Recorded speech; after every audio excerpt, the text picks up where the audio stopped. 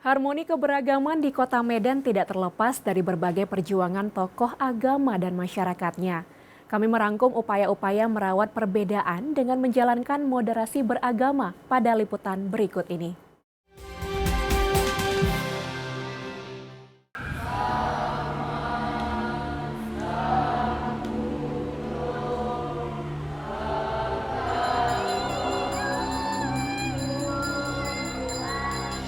Dengarkanlah doa-doanya, kabulkanlah menurut kehendak-Mu doa-Mu yang berkenan. Sesuai dengan spirit kita dunia satu keluarga. Kita sangat menjunjung tinggi Bhinneka Tunggal Ika. Jadi kita yakin keberagaman itu adalah untuk mempersatukan kita.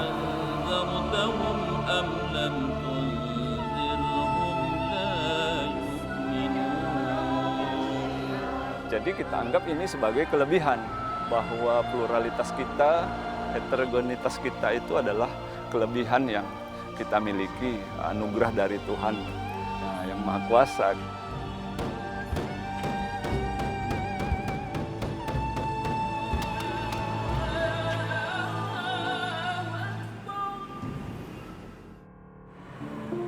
Kota Medan merupakan ibu kota Provinsi Sumatera Utara dan menjadi kota terbesar ketiga di Indonesia setelah DKI Jakarta dan Surabaya.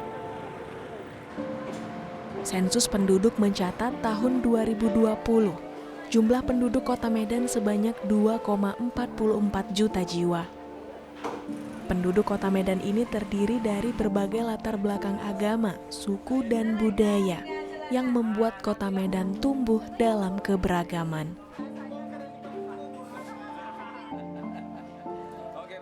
Ya Medan itu memang kancah, namanya aja Medan ya kan, dia lapangan luas yang orang bisa bertemu di situ. Gitu kan.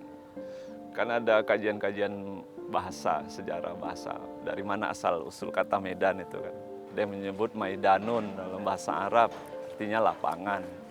Itulah, atau dia tanah yang datar. Nah, kemudian perluasan perdagangan itu menjadi magnet datangnya bangsa-bangsa. Jadi kita terbiasa dengan orang-orang yang berbeda. Nah ini kan sebenarnya lingkungan yang mendewasakan. Kedewasaan terbangun dari cara-cara kita bertemu dengan orang-orang yang berbeda itu. Keberagaman Kota Medan menjadi ciri khas dan kekuatan bagi kotanya sendiri.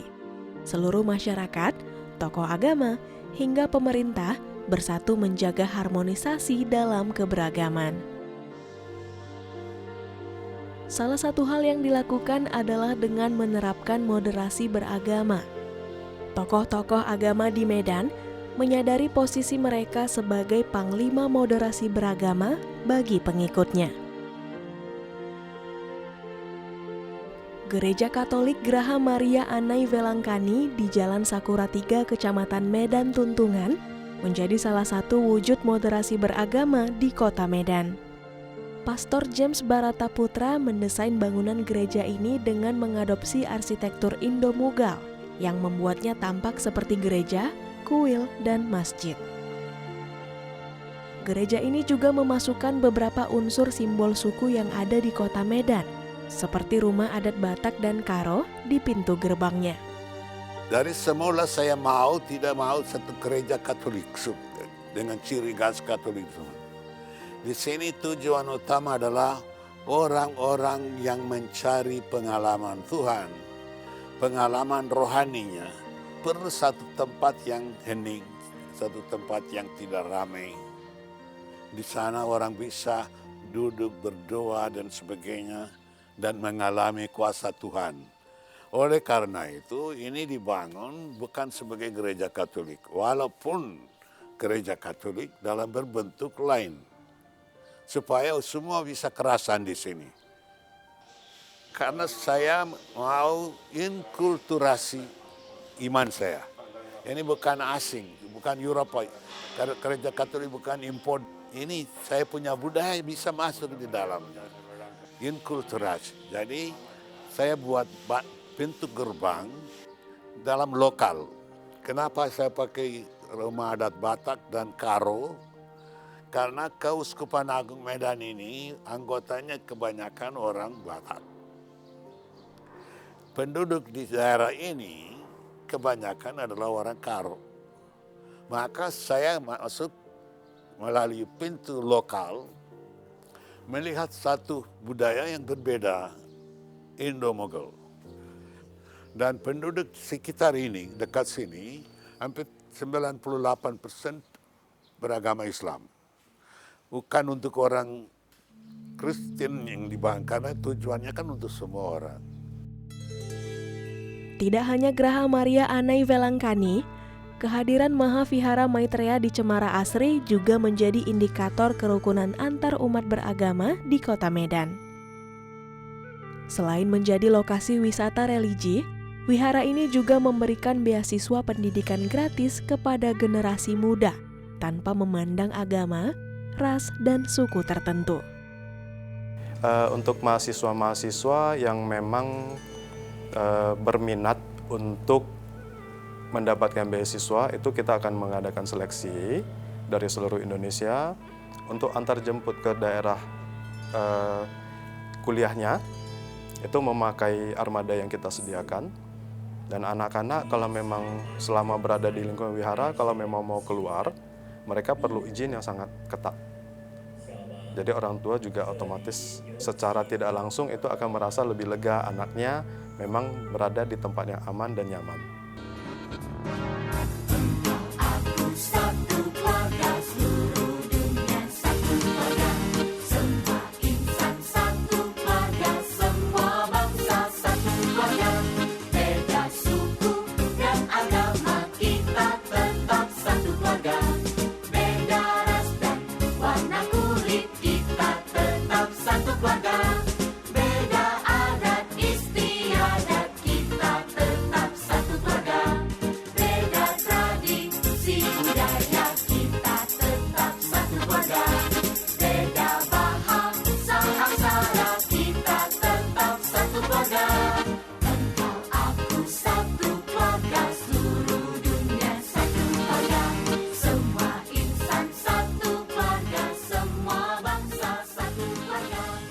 Berbagai upaya menjalankan moderasi beragama sudah seharusnya menjadi prioritas di tengah masyarakat. Terlebih bagi tokoh-tokoh penting dalam kehidupan bermasyarakat. Kita berkaca juga pada kunjungan beberapa tokoh. Kan kalau kita lihat di pemberitaan, banyak tokoh-tokoh sudah hadir di sana, tokoh lintas agama. Kemudian tokoh-tokoh ini kan memberikan teladan kepada masyarakat umum. Nggak ada masalah kalau kita datang ke sana, kan gitu. Kan bukan untuk ibadah, tapi kita itu mendapatkan pengetahuan, bahkan mendapatkan hiburan. Terbukanya dialog-dialog, terbukanya pengetahuan-pengetahuan yang pada gilirannya membantu kita, kesadaran toleransi kita lebih kuat. Gitu.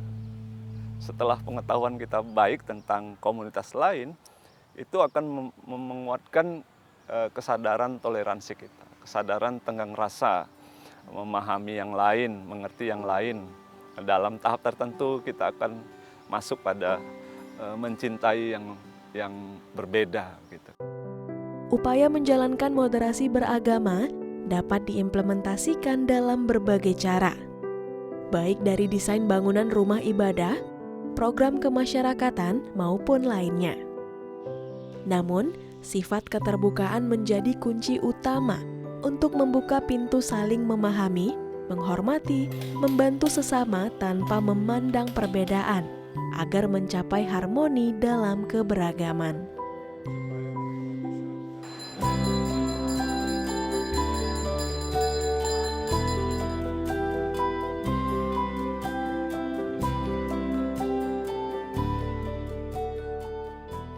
Sekian program Bingkai Sumatera, jaga diri Anda dimanapun Anda berada.